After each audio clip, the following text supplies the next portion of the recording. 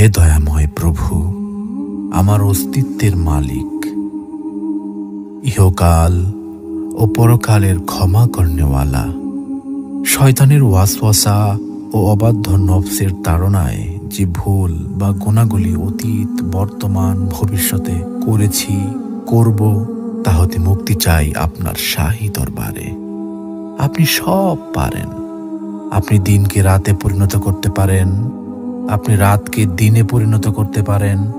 আপনার কুদরত ও ক্ষমা সব কিছুর ঊর্ধ্বে। আপনি কারো কাছে জবাবদিহিতা করেন না। আপনি রাজাধিরাজ।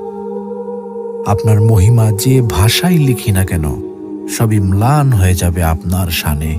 পাপের ভুবনে পাপে পূর্ণ আমি, শত সহস্রবার ভূপৃষ্ঠে কপাল ঠেকিয়ে আপনার নূরের চরণতলে ক্ষমা চাই। হে প্রভু দয়াময়, ক্ষমা করুন নিজ গুণে।